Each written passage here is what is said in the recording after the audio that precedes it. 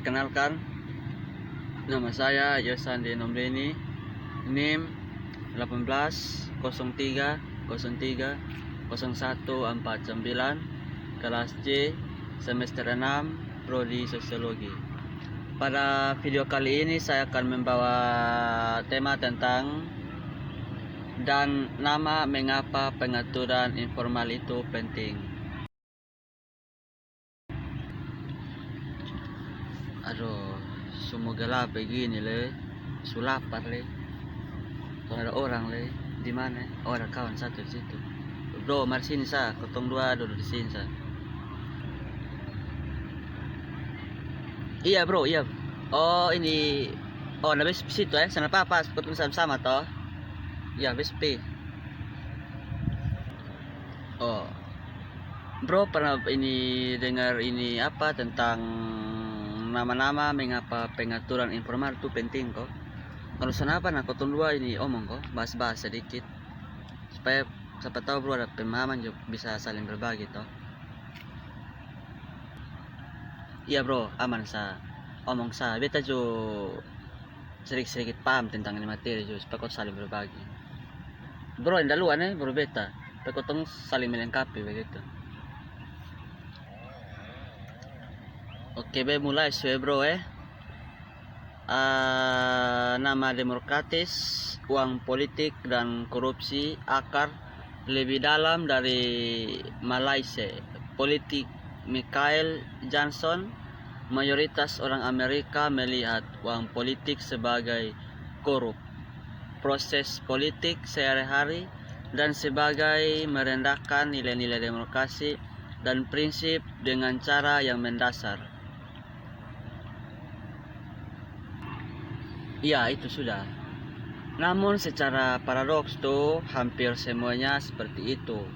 Uang yang dikumpulkan, dikontribusikan, dibelanjakan dan dilaporkan kepada publik dalam hukum atau setidaknya tidak legal.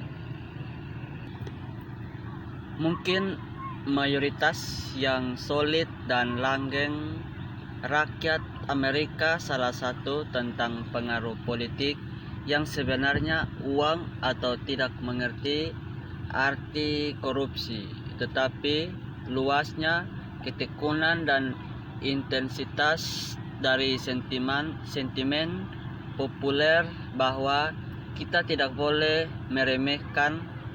Mungkin pandangan publik seperti itu menunjukkan kecelah penting dalam definisi tentang korupsi, dan jika demikian, bagaimana mungkin orang mengatasinya?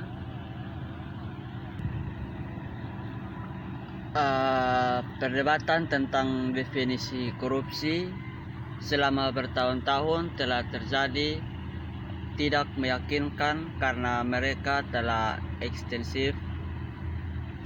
Kami sering menutup telepon pada dua masalah: standar apa yang harus diterapkan dan secara kurang luas dipandang sebagai masalah. Johnston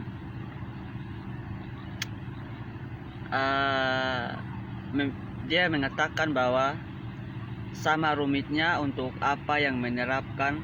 Sebagian besar jawaban pertanyaan tentang apakah korupsi itu telah mencoba untuk mengklarifikasikan tertentu tindakan atau transaksi sebagai korup atau non-korup dengan menerapkan hukum, publik licik, opini dan perspektif atau standar. Budaya yang bertahan lama digambarkan perbedaan yang relatif tepat.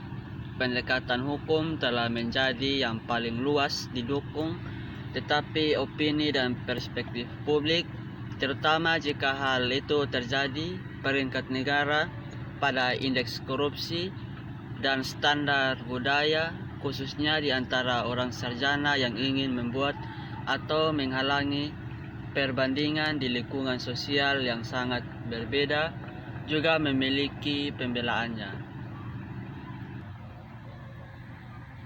Definisi Joseph masih yang paling banyak digunakan.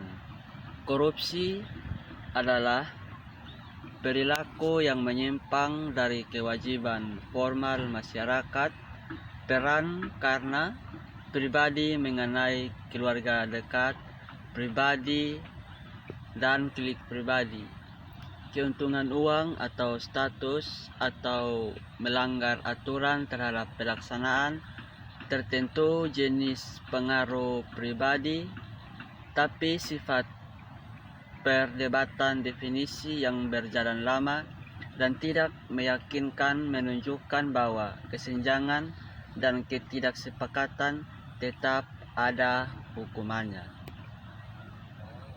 Setidaknya sebagai standar untuk mengklarifikasikan perilaku sebagai korup atau non-korup dapat menangkap angka, contohnya inti seperti penyuapan langsung, pemerasan, skema pembayaran kembali, dan sejenisnya, tetapi terkadang hukum tampak tidak lengkap. Pendeta Martin Luther King Jr. menangkap kebenaran penting dalam suratnya dari penjara ketika ia berpendapat bahwa karena hukum Alabama diatur legislatif yang dipilih secara tidak adil, situasi akan muncul ketika kita tidak hanya memiliki hak, tetapi memang kewajiban untuk menentang hukum dan rezim itu menciptakan mereka. Begitu pula dengan Nicholas yang membahas tentang suap yang dibayarkan oleh Oscar untuk menyelamatkan nyawa orang Yahudi di Nazi Jerman. Mereka berpendapat bahwa pembayaran penyertaan yang dibuat dengan maksud untuk menghindari, menentang, atau menumbangkan otoritas rezim tarian dapat dibenarkan sebagai suap yang baik, meskipun dia cepat-cepat menyerapkan konsepsi ketat otoriter. Itu tidak bisa hanya berarti kebijakan atau kebijakan yang tidak kami sukai. Di depan banyak tokoh masyarakat, mulai dari Richard Nixon hingga pembela mendiang Joe Pratomo, sangat memungkinkan seseorang politisi berambut oranye menyoroti masalah lain dengan ketergantungan tunggal pada surat hukum dengan berdebat pada dasarnya tidak melakukan kesalahan apapun.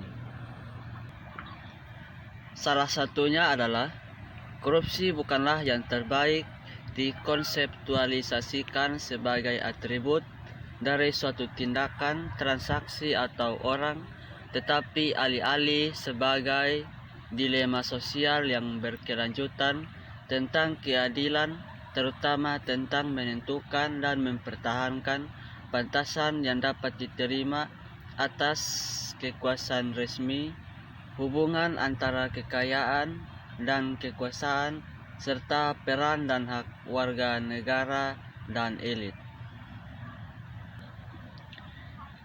Kedua adalah bahwa batasan dan prinsip yang menentukan hubungan semacam itu secara inheren kontroversial, dapat diubah, seringkali ambigu, dan mencerminkan sejumlah standar yang tidak selalu konsisten, di antaranya hukum bersama dengan nilai-nilai sosial, tetapi juga norma-norma dasar demokrasi.